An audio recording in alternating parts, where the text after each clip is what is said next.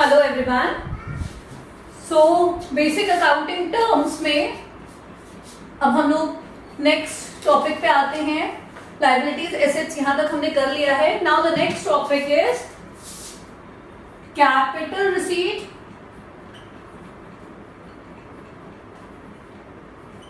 And revenue receipt. Okay, so what is capital receipt? Receipt, इसको हम receipt नहीं pronounce करते, the right pronunciation is receipt. Here P is silent, okay? So what is capital receipt? Receipt मतलब आपको कुछ receive हो रहा है, कुछ मिल रहा है, ठीक है, कुछ पैसा मिल रहा है। लेकिन कैपिटल रिसीट क्या है? कैपिटल रिसीट का मतलब है जब आपको एक टाइम पे बड़े अमाउंट में पैसा मिल रहा है। वो कैसे मिल सकता है? For example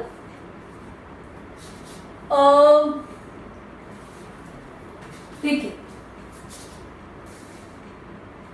amount receive from the sale of fixed assets और इन्वेस्टमेंट्स। ओके, अब कैपिटल रिसीट में क्या आएगा कि आपने अगर कोई फिक्स्ड एसेट बेच दिया, कोई फिक्स्ड एसेट यानी कोई बिल्डिंग बेच दी, ठीक है, कोई मशीनरी बेच दी, कोई बड़ा फर्नीचर बेच दिया, तो ये क्या होता है, इसके आपको कैपिटल रिसीट अगर क्वेश्चन में कभी पहचानना होगा तो इसके 2-3 तरीके हैं छोटे से। पहला तरीका तो ये कि आपका अमाउंट जो है जनरली उसका अमाउंट ज्यादा होता है, बड़ा अमाउंट होता है, ठीक है। जो नॉर्मली आप डेली का गुड्स वगैरह बेचते हैं उससे ज्यादा होता है, ठीक है। ये जनरल बात है, एकदम कोई रूल नहीं है कि एकदम हार्ड एंड फास्ट यही होना चाहिए, ऐसा नहीं है। कभी कभार ऐसा भी हो सकता है कि कम अमाउंट पे बेच दिया, फर्नीचर कम में बेच दिया, दैट्स इट, ओके, ठीक है। लेकिन जनरली कैपिटल रिसीट में क्या होगा कि एक तो भाई आपको अगर कहीं पे किसी चीज में कंफ्यूजन है तो बड़ा अमाउंट हो सकता है। सेकेंड चीज क्या है, ये जो रिसीट होते हैं ये फ्रीक्वेंटली नहीं होते, ये रोज रोज नहीं बेचे जाते। लाइक आपके जो गुड्स हैं, जो सेल्स है वो तो रोज रोज होगा, तो जो वो पैसा आएगा वो तो रोज रोज आएगा, ठीक है। वो रिसीट आपका रोज है, डेली का है, फ्रीक्वेंट है। पर जो कैपिटल रिसीट है वो फ्रीक्वेंट नहीं होते हैं, वो वंस इन अ वाइल कभी कभार हो सकते हैं, ठीक है। क्योंकि कोई भी बिजनेस में अपने एसेट को जबरदस्ती मतलब रोज रोज नहीं बेचता, कभी कभार कोई मजबूरी आ गई, मशीनरी खराब हो गई, कुछ भी ऐसा चीज हो गया, तब उसे अपना एसेट बेचना पड़ सकता है। तो कैपिटल रिसीट को पहचानने के जो तरीके हैं, सबसे पहले कि भाई ये तो नॉट फ्रीक्वेंट, ये फ्रीक्वेंट नहीं होता है। ये रिसीट आपको हर रोज नहीं मिलेंगे कि भाई आज जो है 50 लाख रुपए का बिल्डिंग बेच दिया, आप हर रोज नहीं बेच सकते, ठीक है, नॉट फ्रीक्वेंट। दूसरा, amount receive from sale of, और ये मोस्टली क्या होता है कि अमाउंट कैपिटल रिसीट में क्या आता है, amount received from sale of fixed asset और इन्वेस्टमेंट, ठीक है। आपने कोई भी फिक्स्ड एसेट बेचा, फिक्स्ड एसेट हमने डिस्कस किया था क्या क्या होता है, ठीक है। वो सब कुछ भी अगर बेचा हो उससे अगर कोई पैसा आया है, या कोई इन्वेस्टमेंट है वो बेचा हो उससे कोई पैसा आया है, तो वो सब किस में आएगा, कैपिटल रिसीट में, ठीक है। और इसके अलावा क्या है, capital receive by issue of share and debentures. अब कंपनी जो होती है, कंपनी के केस में क्या होता है, कंपनी क्या करती है, शेयर्स इशू करती है, डिबेंचर्स इशू करती हैं, तो वो भाई बहुत सारे बड़े अमाउंट में इशू करती हैं, बहुत सारे लोग उसमें पैसा इन्वेस्ट करते हैं, तो इससे जो भी पैसा आएगा उसे आप क्या मानोगे, कैपिटल रिसीट, ठीक है। अच्छा, ये जानना क्यों जरूरी है कि क्या डिफरेंस है कैपिटल रिसीट और रेवेन्यू रिसीट में? जब आप आगे अकाउंटिंग करोगे तब बहुत क्लियर है कि जो कैपिटल रिसीट की चीजें हैं, ये जो कैपिटल रिसीट, जो भी पैसा आया होगा कैपिटल रिसीट में, वो कहाँ जाएगा, वो बैलेंस शीट, आगे आप फाइनल अकाउंट जब पढ़ोगे तो उसमें आएगा, वो आपको बैलेंस शीट में डालना होगा। तो अगर आप कंफ्यूज रहोगे तो आप इसे गलती से कहीं और डाल दोगे, ठीक है।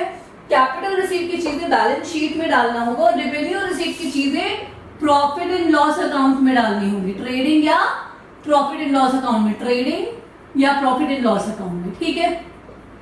तो इसलिए आपको ये क्लैरिफिकेशन होना चाहिए कि कौन सा रिसीट कैपिटल रिसीट है और कौन सा रिसीट रेवेन्यू रिसीट। क्लियर? तो ये आपका हो गया कैपिटल रिसीट। कोई फिक्स्ड एसेट आपने बेचा, कोई बड़ी संपत्ति बेची, शेयर इशू किया, डिबेंचर इशू किया, ठीक है, लोन लिया कोई, उससे कोई पैसा आ रहा है, ये सब क्या है? कैपिटल रिसीट है। बड़े अमाउंट आ रहे हैं, ये सब क्या है? कैपिटल रिसीट है और ये सब बैलेंस शीट में जाएगा। ठीक, तो जब बैलेंस शीट आप बनाएंगे, अभी तो किसी को बैलेंस शीट का ए भी नहीं पता होगा क्योंकि आप स्टार्ट कर रहे हो, जब बनाओगे तब आपके दिमाग में एक क्लियर होना चाहिए कि हमारे पास ये कैपिटल रिसीट है और ये रेवेन्यू रिसीट है। You don't need to get confuse कि भाई हमने ये उठा के प्रॉफिट एंड लॉस अकाउंट में डाल दिया और कुछ और उठा के बैलेंस शीट में डाल दिया, तो आपका पूरा क्वेश्चन गलत हो जाएगा। इसलिए अभी से बहुत क्लियर वो रखना है। तो इसमें क्या करना है आपको? सिंपल, कोई लैंड बेच दी, कोई बिल्डिंग बेच दी, कोई मशीनरी बेच दी, कोई फर्नीचर बेच दिया, इस तरह का कुछ भी हुआ और पैसा आया, कोई लोन ले लिया, शेयर इशू किया, इस तरह का कोई भी पैसा आया तो क्या है? वो कैपिटल रिसीट है, वो कहाँ जाएगा? बैलेंस शीट में जाएगा। ठीक है, अब हम आते हैं रेवेन्यू रिसीट पे। रेवेन्यू रिसीट में क्या होता है? ये डेली बेसिस पे होते हैं, फ्रीक्वेंट होते हैं। ये जो पैसे आते हैं वो लगभग डेली बेसिस पे होते हैं। छोटे छोटी चीजें जो छोटे छोटे इनकम आते रहते हैं वो रेवेन्यू रिसीट है। ठीक है, वो फ्रीक्वेंटली होंगे। इसमें सबसे पहला क्या है? पैसा कौन सा आएगा? Money received from sale of goods, from sale of goods. ठीक है, जो रोज आप डेली जो गुड्स में जिस गुड्स में आप डील कर रहे हो उससे जो भी पैसा आएगा वो रेवेन्यू रिसीट है। तभी आप उसको सेल्स में दिखाओगे, सेल्स ट्रेडिंग अकाउंट में दिखाया जाता है।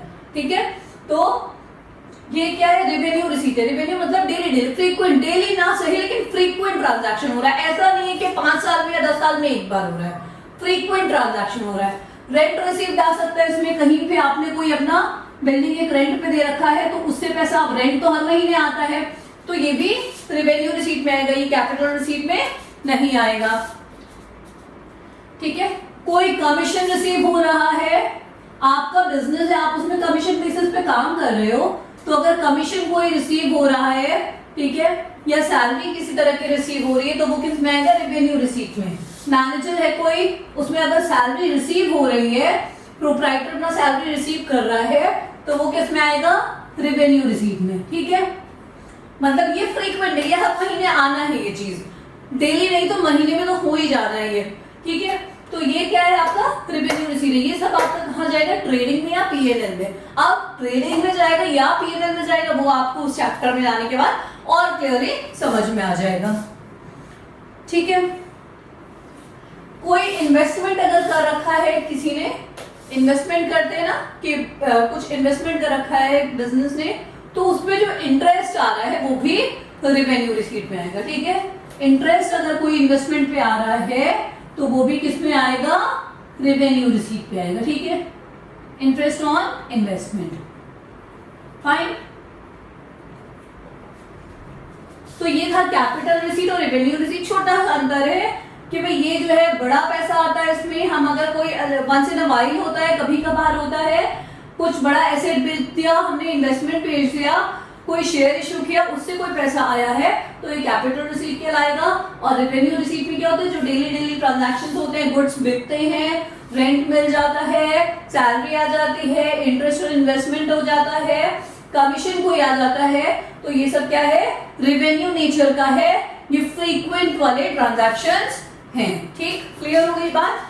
ये है आपका capital receipt and revenue receipt. ये भी एक नया टर्म आया।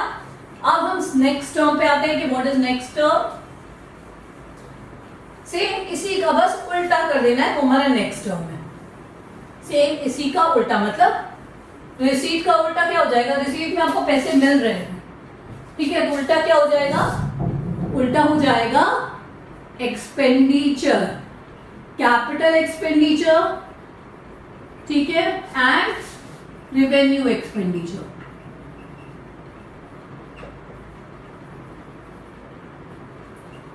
तो ठीक ऐसे ही जैसे उसमें आपको पैसे मिल रहे थे एसेट बेचने पे, राइट, एसेट बेचने पे आपको उसमें पैसे मिल रहे थे, वैसे ही यहां पर एसेट खरीदोगे अगर आप कोई, तो आपका एक्सपेंडिचर होगा, खर्चा होगा। बिजनेस अगर कोई मशीनरी खरीद रही है 20 लाख की तो खर्चा है, ठीक है। अब बिजनेस रोज रोज मशीनरी नहीं खरीदती है तो सेम नियम यहाँ पे लगेंगे, बस खर्चा, बस वो जो नाम है रिसीट की बजाय वो क्या आ जाएगा, एक्सपेंडिचर आ जाएगा। सेम यही वही लॉजिक लगाना है कि वंस इन अ वाइल होता है, ये भी कभी कभार ही होता है, ऐसा नहीं कि रोज रोज ये खर्चे होते हैं। तो कोई बिल्डिंग बेच दिया, एसेट बेच दिया, मशीनरी, फर्नीचर कुछ भी बेच दिया, वो क्या है, कैपिटल एक्सपेंडिचर। क्लियर? तो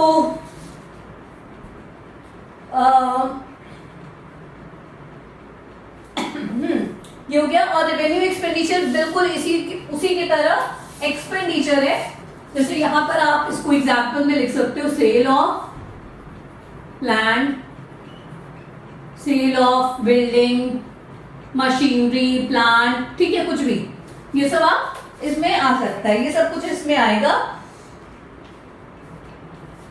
देन रेवेन्यू एक्सपेंडिचर में अब आपको यहाँ पे खर्चा है ना, तो क्या है, सैलरी। अब यहाँ पर आपको सैलरी मिलेगी नहीं, आपको देना है, मान लो दे रखा है, सैलरी देते हो 50 एम्प्लॉई है, सबको सैलरी देनी है, हर महीने देनी है सैलरी, तो ये क्या है, रेवेन्यू एक्सपेंडिचर।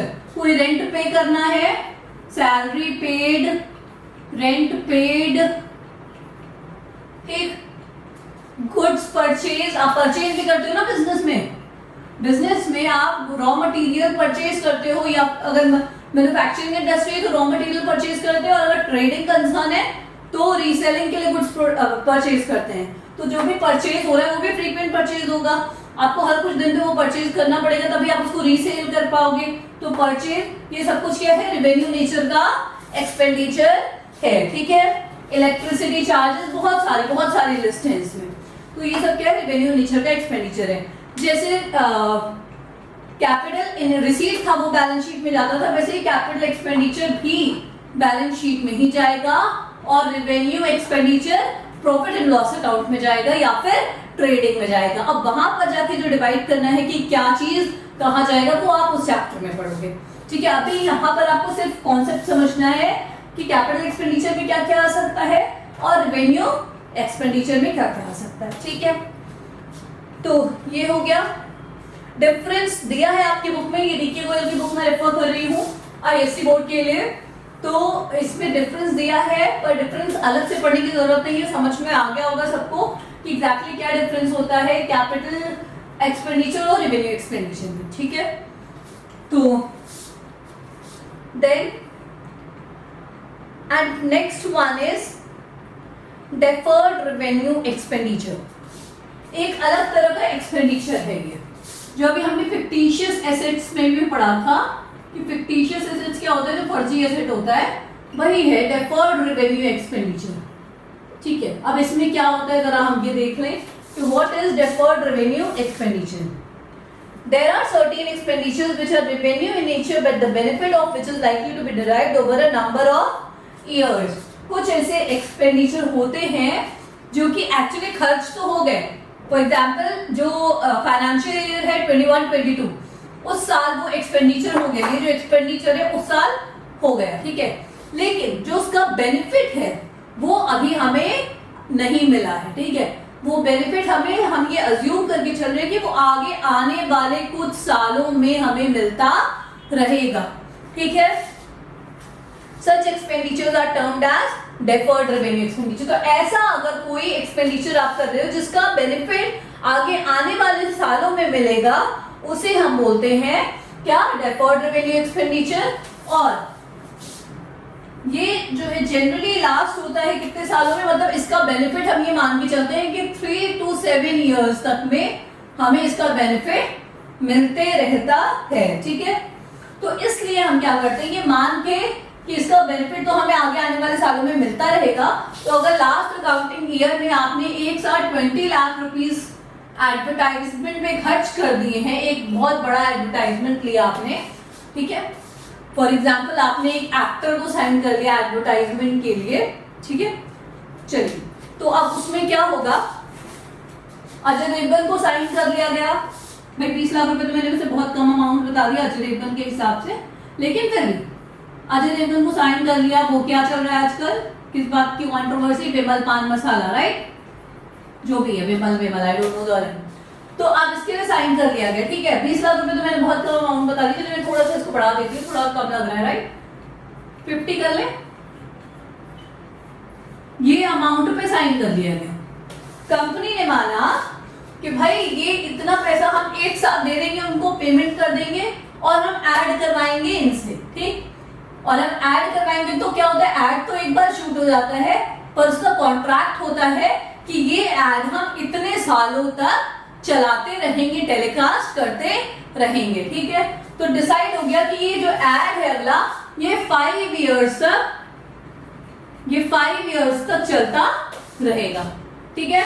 अब ये 5 इयर्स तक चलेगा ऐड, ओके। तो इसका फायदा कोई जरूरी थोड़ा है कि आपने जस्ट इस 2021 में अगर आपने ये पैसा लगाया है तो इसी साल मिलेगा, बिल्कुल नहीं, ऐसा नहीं होगा।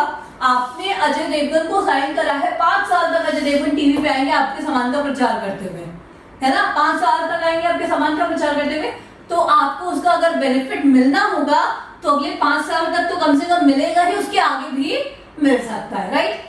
तो अब आपके पूरे 50 लाख अगर एक साथ यहाँ पर दिखा दोगे कि मेरा खर्चा हो गया है, क्योंकि आपने अजय देवगन को पैसे दे दिए हैं, तो आप दिखा दोगे कि यहाँ पर खर्चा हो गया है, तो कंपनी का जो बैलेंस शीट है वो ऐसे हो जाएगा, सीधे सीधे 50 लाख का खर्चा नहीं दिखा सकते आप।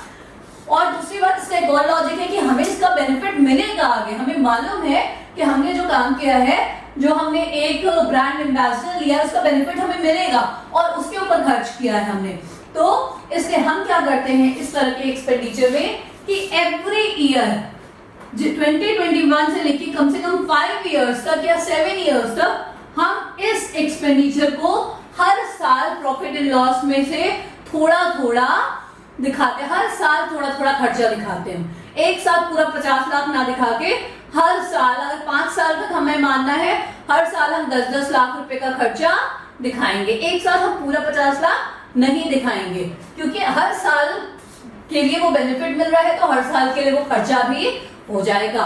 और इसी तरह के एक्सपेंडिचर को, मतलब जहां पर पैसा तो एक बार लग गया है लेकिन बेनिफिट आने वाले कई सालों में मिलता रहेगा, इसी तरह के खर्चे को हम क्या बोलते हैं, डेफर्ड रेवेन्यू एक्सपेंडिचर, ठीक है, क्लियर है बात। तो ये हो गया। अब ये कंट्रोवर्सी से विमल पान मसाला को फायदा हुआ है या नहीं ये मुझे नहीं मालूम, कि लॉस हुआ है या फायदा, कि अक्षय कुमार ने अपॉलजी वो की है, बट ओवरऑल कंपनी इसीलिए इन बड़े लोगों को चुनती है क्योंकि उन्हें लगता है कि इससे फायदा होगा, ठीक है। तो इस तरह का होता है डेफर्ड रेवेन्यू एक्सपेंडिचर, ये एक टर्म आता है। इसके बाद नॉर्मल टर्म्स है, बहुत ही नॉर्मल टर्म्स है जो सबने सुने होंगे, सुने तो जरूर होंगे, बस आपको कॉमर्स की लैंग्वेज में जरा सा समझना है कि कॉमर्स की लैंग्वेज में उसका क्या मतलब होना चाहिए। तो next term is expenses. Expenses, अब इस एक्सपेंसेस में बस इतना ही डिफरेंस है कि आप घर में एक्सपेंसेस सुनते होंगे जिसमें आपका राशन आता होगा, कुछ सामान आता होगा, ठीक है, खर्चा होता होगा, पर यहाँ पर हम बिजनेस के टर्म में बात कर रहे हैं, बिजनेस में जो कुछ भी खर्च हो रहा है, ठीक है, व्हाटएवर एक्सपेंसेस आते हैं वो सब एक्सपेंसेस में आ जाएगा, चाहे किसी को सैलरी दी जा रही है, चाहे किसी को रेंट दिया जा रहा है, चाहे कोई किसी को सेल बढ़ाने के लिए कमीशन दिया जा रहा है, कुछ भी, वो सब क्या होगा, एक्सपेंसेस की कैटेगरी में आएगा।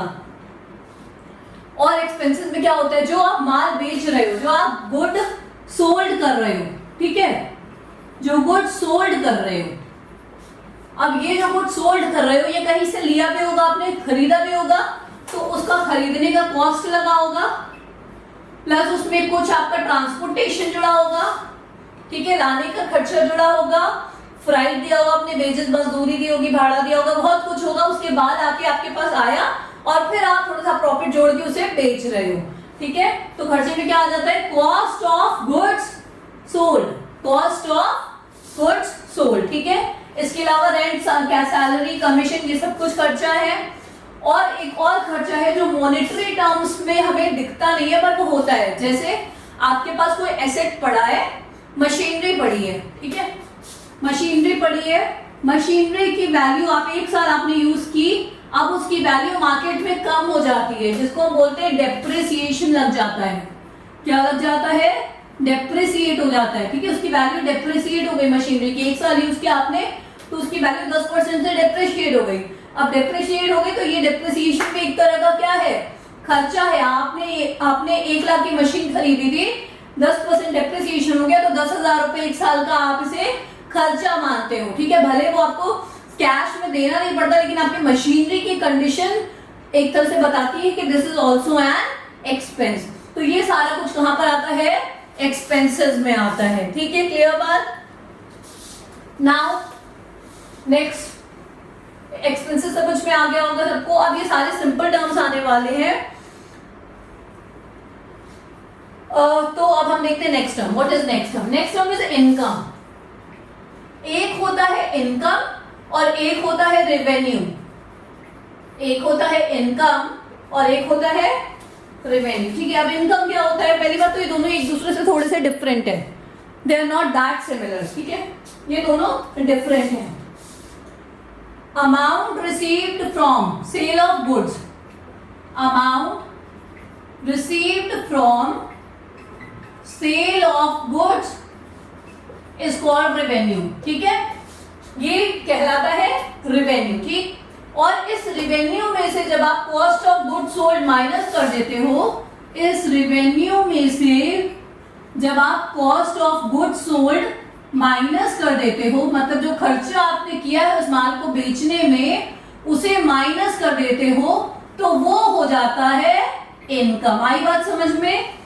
रेवेन्यू क्या हुआ? आपने जो कुछ भी माल बेचा उससे जो भी पैसा आया, मान लो आपने पूरे 1 साल में 50 लाख का माल बेच लिया, ठीक है। अब वो आपका रेवेन्यू हो गया 50 लाख रुपए, that is your revenue.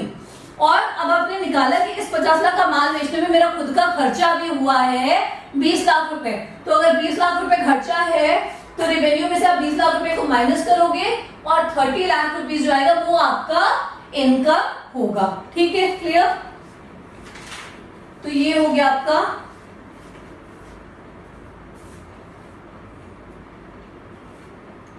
Okay. आप इसको कॉस्ट ऑफ गुड्स सोल्ड कह लो या एक्सपेंस कह लो, ठीक है। आप इसको दोनों में से कुछ भी कह सकते हो।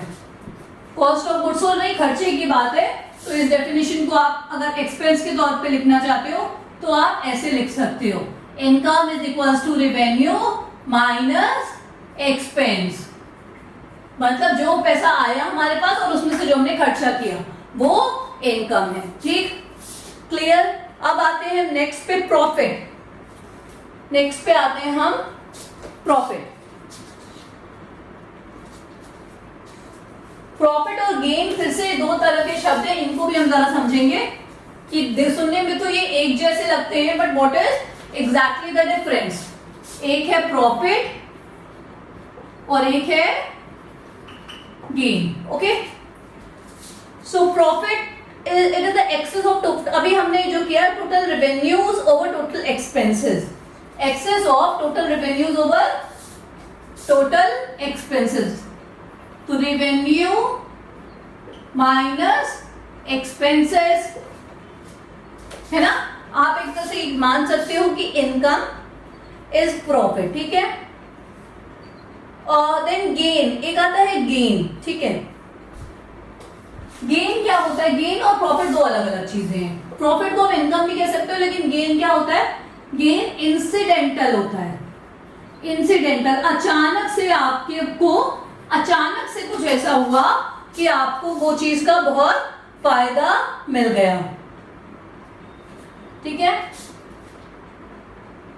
और basically it is a monetary benefit, profit और advantage resulting from events or transactions which are incidental to business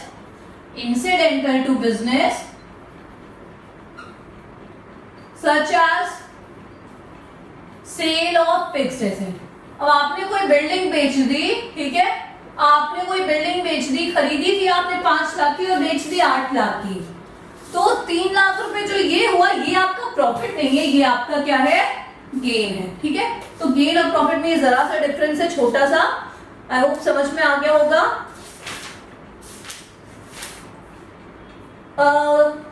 इसके बाद है loss. Loss I hope clear होगा सबको कि क्या होता है। आपने अगर माल खरीदा है 10 लाख का, व्हाट इज लॉस? अगर आपने भाई खरीदने में ज्यादा कॉस्ट लगा दी और बेचा है कम में, तो वो लॉस है ना, सिंपल बात है। आपने खरीदा तो 10 लाख का है और बेचा उसे 9 ही लाख में, तो आपका 1 लाख रुपए क्या हुआ, लॉस हुआ। ठीक है, तो बेसिकली लॉस यही है और इसमें और ज्यादा कोई कंफ्यूजन नहीं है। ठीक है, hello everyone, so today we are going again continuing the basic accounting terms, okay, and a few more terms are left which we'll finish today. So the first term is for today's class, first term is purchase. अब ये purchase का मतलब almost सबको पता होता है क्या होता है परचेज।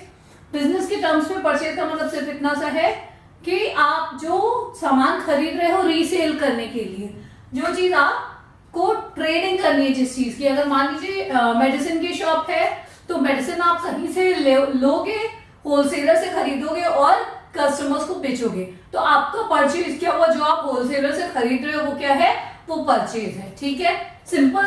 और इसी का ऑपोजिट हो जाएगा परचेज रिटर्न। अगर आप उसी होलसेलर को कुछ रिटर्न कर रहे हो, जो स्टॉक आपका अनयूज्ड रह गया आप उसे रिटर्न कर रहे हो, तो वो क्या कहलाएगा, परचेज रिटर्न। ठीक है,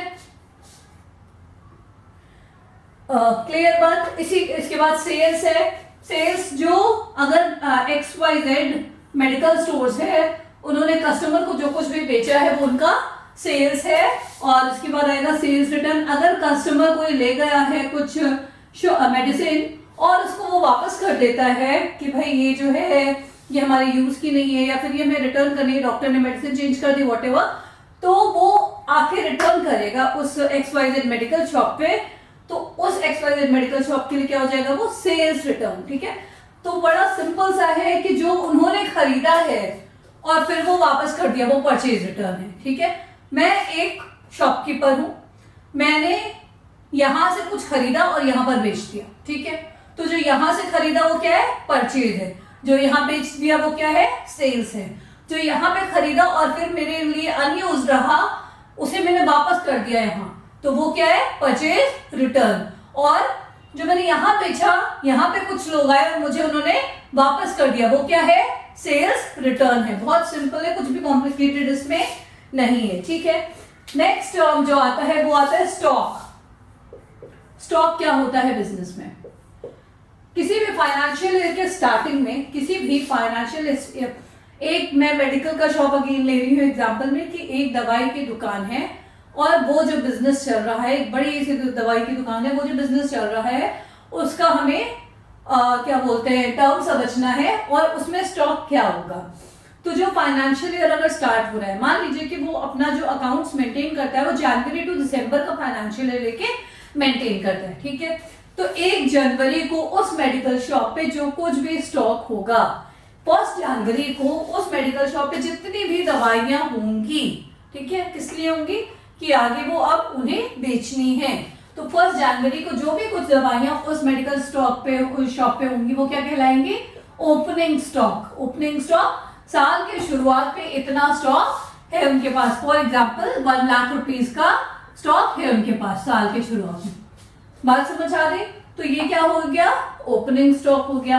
अच्छा, ये मैं नॉर्मल शॉप की बात कर रही हूं अभी, और उसके बाद साल के अंत में यानी 31 दिसंबर को, यानी कब, 31 दिसंबर को आपको देखना है कि उस शॉप पे क्या स्टॉक बचा है, क्या स्टॉक बचा है। जो कुछ भी बचा हुआ है, मतलब पूरे साल में उनके पास जब शुरू किया था उन्होंने तो ओपनिंग स्टॉक था, बीच में और भी कुछ खरीदते रहे होंगे, और साल के अंत में जब वो क्लोज करने जा रहे हैं अपना फाइनेंशियल ईयर, तब उनके पास जो स्टॉक बचा हुआ है, भाई काफी कुछ बिक गया होगा, काफी कुछ बीच में खरीदा होगा, तो साल के लास्ट में जो क्लोजिंग स्टॉक उनके पास बचा है वो कितने का है, ये मैटर करता है। उसको हम क्या बोलते हैं, क्लोजिंग स्टॉक बोलते हैं। तो फाइनेंशियल ईयर के एंड में जो स्टॉक है that is known as closing stock. Clear?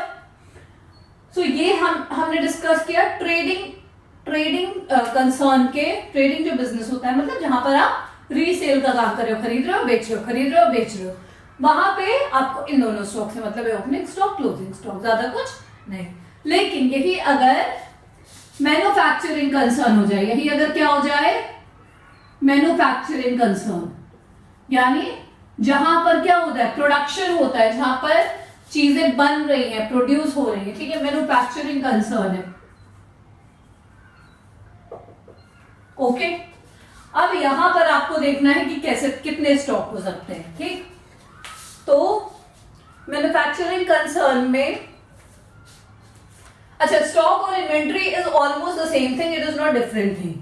Stock और इन्वेंट्री आप इसको डिफरेंट नहीं बोल सकते हो। हाँ, मैन्युफैक्चरिंग कंसर्न में आप वर्ड यूज कर सकते हो इन्वेंट्री का और ट्रेड में स्टॉक का, ठीक है। जनरली ऐसा होता है कि मैन्युफैक्चरिंग में हम वर्ड यूज करते हैं और इन्वेंट्री का यूज करते हैं।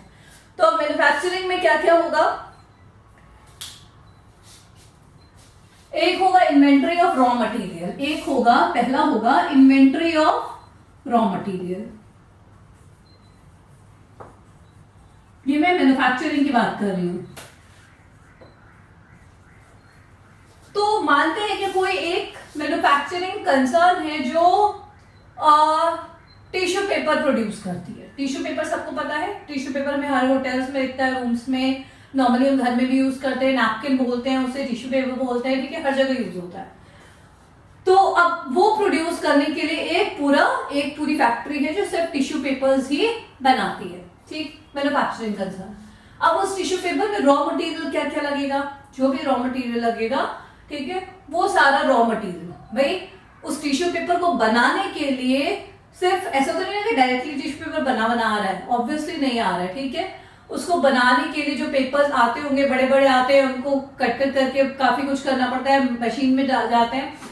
तो उसको बनाने के लिए जो कुछ भी सामान आप लेकर आ रहे हो वो क्या हो गया, वो क्या है, that is raw material, correct, that is what, raw material.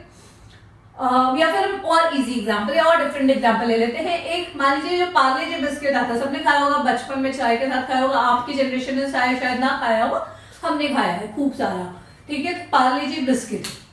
अब पार्ले जी बिस्किट हमें इवन स्कूल में फैक्ट्री विजिट पे भी ले गए थे कि पार्ले जी बिस्किट कैसे बनता है, कैसे बहुत बड़ी सी फैक्ट्री होती है, कैसे कैसे क्या चीज होता है। अब उस पार्ले जी बिस्किट को बनाने के लिए रॉ मटेरियल क्या क्या लगता है, वो सब कुछ, ठीक है। रॉ मटेरियल में क्या क्या है, पहली बात तो बिस्किट में जो इंग्रेडिएंट्स पड़ते हैं, जो कुछ भी पड़ते हैं, सपोज उनका आटा लगता है, आटे का बनता है तो शुगर लगता है, ठीक है, और भी baking soda and whatever so many things, ठीक है। तो एक्सेट्रा कर दी मैं, एक तो ये सब कुछ लगता है बनाने के लिए। पहले बिस्किट बनेगा, वो मोल्ड होगा, वो शेप में जाएगा, उस पर पार्ले जी प्रिंट होगा, एवरीथिंग। और फिर कुछ पैकिंग में भी सामान लगते हैं, वो जो रैपर आते हैं, पैकिंग पेपर, पैकेजिंग, ठीक है, ये सब कुछ क्या है, रॉ मटेरियल है ऑब्वियसली।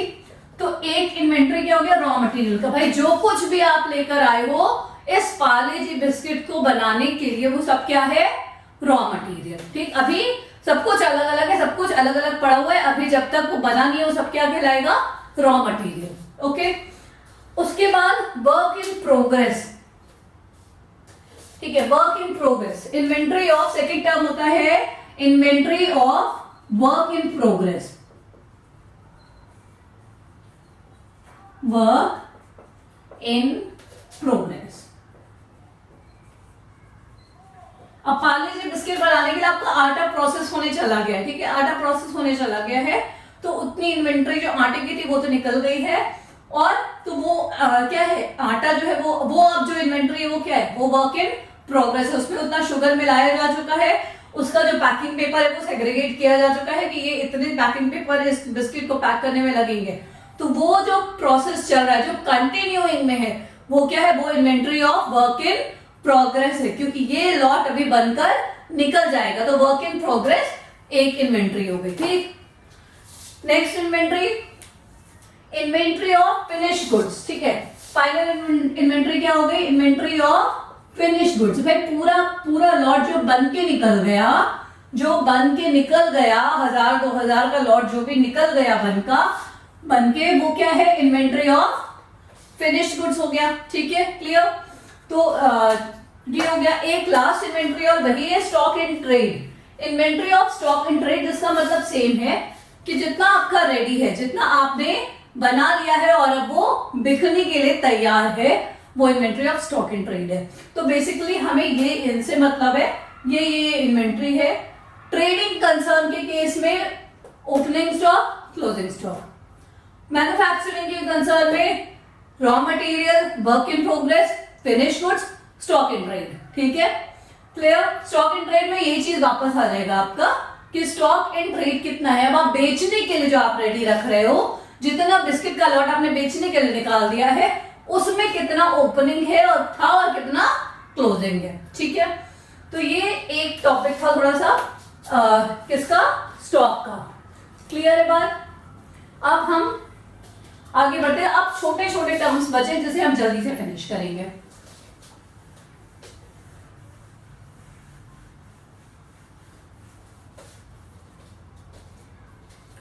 अब जो टर्म्स बचे हैं जरा हम उन्हें देख लें जल्दी से। ट्रेड रिसीवेबल एक टर्म है, क्या है, ट्रेड रिसीवेबल।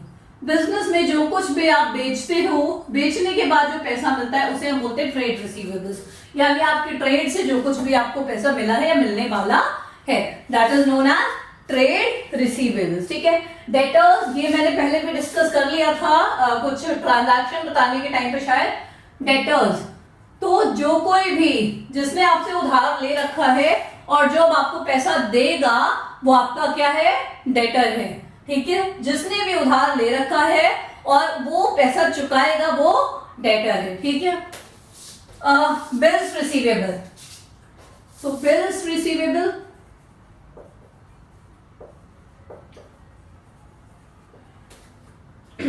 तो ऐसा होता है बिजनेस में कि कई बार कि मैं बिजनेस कर रही हूं, मैंने किसी को उधार माल बेचा, ठीक है, but I don't trust on that person, या ट्रस्ट नहीं कह सकते, ये कह सकती है मुझे क्या है कि इतना ज्यादा दिमाग नहीं लगाना कि मैंने इसको उधार दिया उसको उधार दिया। मैं क्या कर रही हूँ, मेरा एक सिंपल प्रोसेस है कि मैंने बिल्स जो है वो रखे हुए हैं।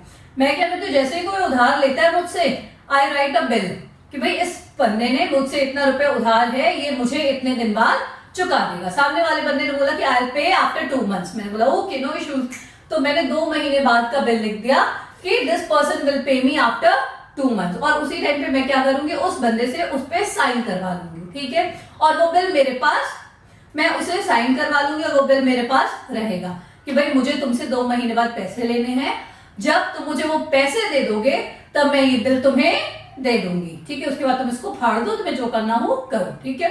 तो ये क्या हो गया, मेरे पास जो अभी बिल पड़ा हुआ है, जब तक मेरे पास पैसे नहीं आते तब तक मेरे पास वो बिल पड़ा है। वो बिल क्या है, रिसीवेबल है, मतलब इस बिल के बदले में मुझे पैसे लेने हैं, तो that is known as bills receivable. इसके लिए अलग से हम एक चैप्टर भी पढ़ेंगे बिल्स ऑफ एक्सचेंज करके। तो ये होता है बिल्स रिसीवेबल, ठीक। देन क्रेडिटर्स, डेटर्स का ठीक उल्टा क्रेडिटर्स। आपने किसी से उधार ले रखा है, मुझे रॉ मटेरियल खरीदना है, यहां से मैंने इनसे उधार लिया हुआ है, मुझे इनको पैसे चुकाने हैं, तो ही इज माय क्रेडिटर, ठीक।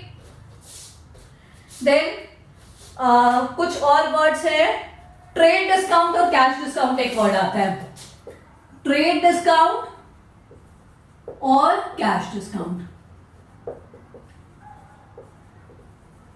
चलिए इसको देखते क्या है।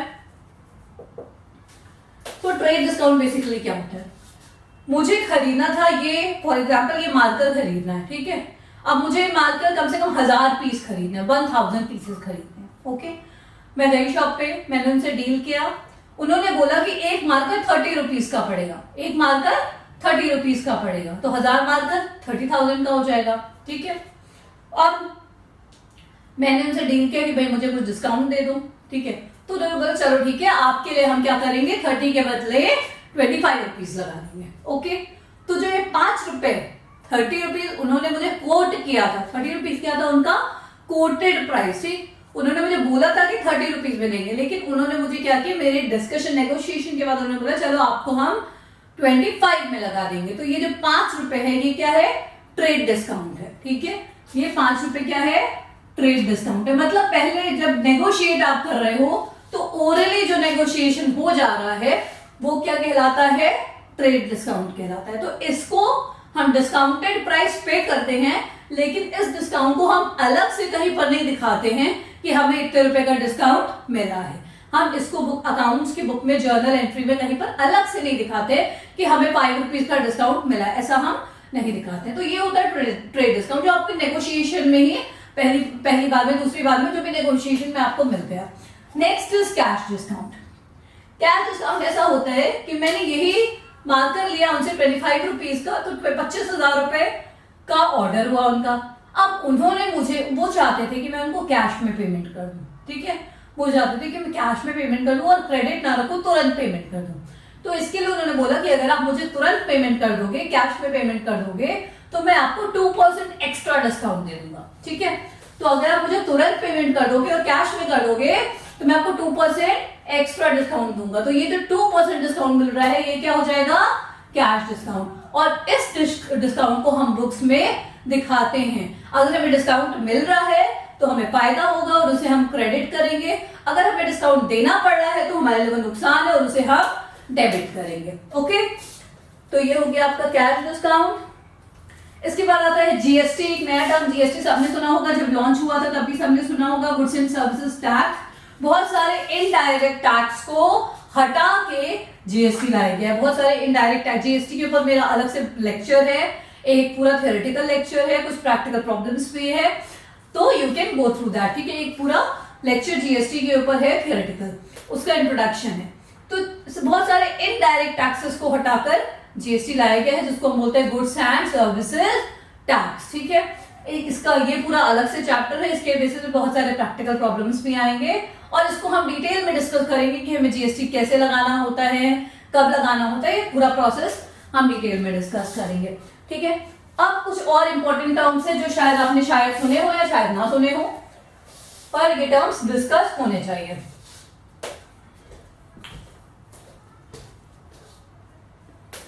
So next term is bad debts. Bad debts is one term.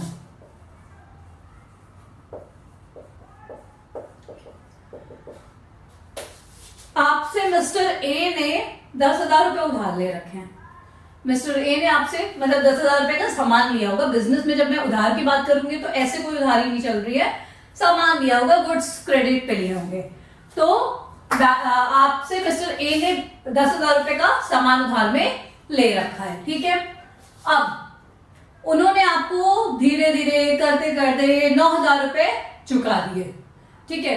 अब इसके बाद आपको दिख रहा है कि ये जो 1,000 रुपए मेरे डूबने वाले हैं, या सपोज कि उन्होंने डिक्लेयर कर दिया कि अब मैं ये 1,000 रुपए नहीं दे पाऊंगा, ठीक है। ये 1,000 रुपए देने की मेरी स्थिति नहीं है, मैं नहीं दे पाऊंगा, यानी ये पैसे क्या हुए, आपके 1,000 रुपए डूब गए, ठीक है।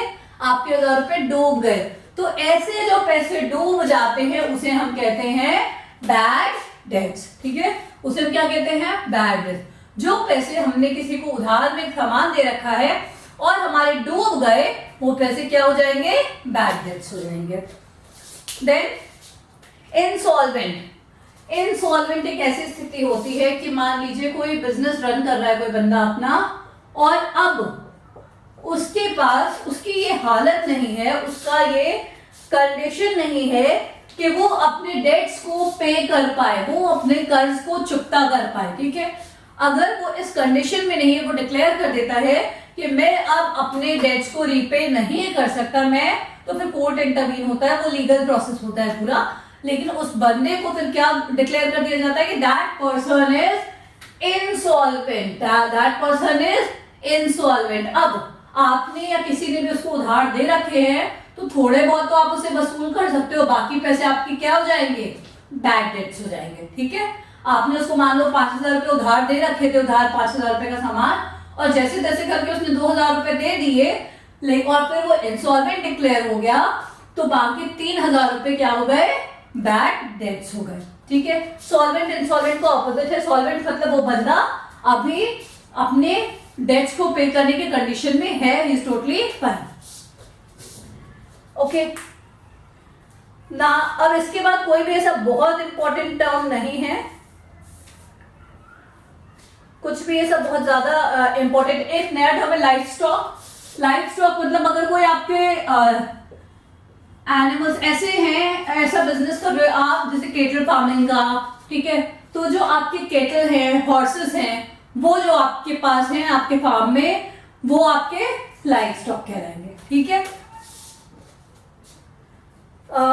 देन हाँ, अब हम कुछ इंपॉर्टेंट से क्वेश्चंस को टच कर लेते हैं जो आपकी जो भी आपने समझा है अभी तक, ठीक है, जो भी आपने समझा है अभी तक उसमें क्लैरिटी आ जाएगा कि आपने क्या समझा है। तो द क्वेश्चन, एक क्वेश्चन है कि Godrej limited imported from Germany. क्या लिखा है कि गोदरेज लिमिटेड, ठीक है, इंपोर्टेड फ्रॉम जर्मनी, ठीक है, क्या वन मशीन फॉर सेल, एक मशीन इंपोर्ट किया गोदरेज लिमिटेड ने बेचने के लिए, ठीक है, for sale in India, and another machine for production purpose, and another machine for production purpose। अब आपको ये बताना है कि इन मशीन को आप कैसे ट्रीट करेंगे, इन मशीन को आप कैसे ट्रीट करेंगे, मतलब आपके लिए इसमें क्या कहलाएगा ये मशीन जो है। तो बड़े ध्यान से समझिएगा, इसमें लिखा है क्वेश्चन में कि will you treat these machines as goods और फिक्स्ड एसेट, गुड्स और फिक्स्ड एसेट। जो मशीन बेचने के लिए इंपोर्ट की गई है, जो मशीन बेचने के लिए इंपोर्ट की गई है, ये जो first machine, one machine for sale in India, जो मशीन बेचने के लिए इंपोर्ट की गई है उन्हें हम क्या कहेंगे, गुड्स। क्योंकि आप बिजनेस में जो सामान खरीदते और बेचते हो, जिस सामान में आप डील कर रहे हो वो आपका क्या है, गुड्स है। तो जो मशीन बेचने के लिए इंपोर्ट की गई है वो गुड्स है, और जो मशीन प्रोडक्शन पर्पस के लिए इंपोर्ट की गई है, आपके अपने प्रोडक्शन को बढ़ाने के लिए इंपोर्ट की गई है, वो क्या है, वो आपके लिए फिक्स्ड एसेट है, ठीक है, क्योंकि ये लॉन्ग टर्म में आपको बेनिफिट देगा, तो ये आपका एसेट है। ठीक, क्लियर हुई बात कि एक मशीन, जो मशीन बेचने के लिए इंपोर्ट हुई है वो गुड्स है, और जो मशीन प्रोडक्शन पर्पस के लिए इंपोर्ट हुई है वो फिक्स्ड एसेट है। Okay,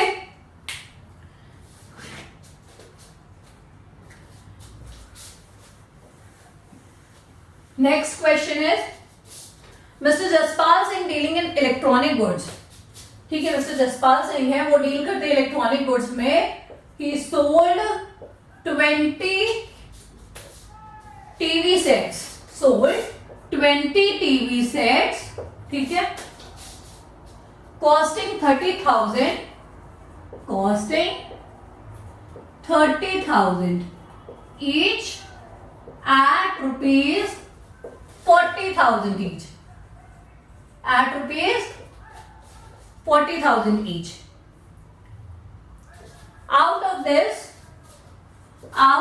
this 5 lakh were received in cash, 5 lakh were received in cash, ठीक है, and the balance is not yet received, and the balance is not yet received. Okay, तो question क्या बोल रहा है कि मिस्टर जसपाल सिंह कोई हैं, उन्होंने 20 टीवी सेट जो है जिसका कॉस्टिंग कितना था, 30,000 रुपए था, और बेचा उसे कितने पे, 40,000 ईच पे। एक टीवी का दाम था 30,000 और उन्होंने बेचा 40,000 पे, ठीक है। इसमें से अब 5 लाख जो है वो उनको कैश मिल गए, बाकी पैसा भी नहीं मिला है, ठीक, इतनी बात बता दी गई। अब state the amount of revenue, आपको क्या बताना है कि उनका रेवेन्यू कितना हुआ इस ट्रांजैक्शन से, रेवेन्यू कितना हुआ इस ट्रांजैक्शन से।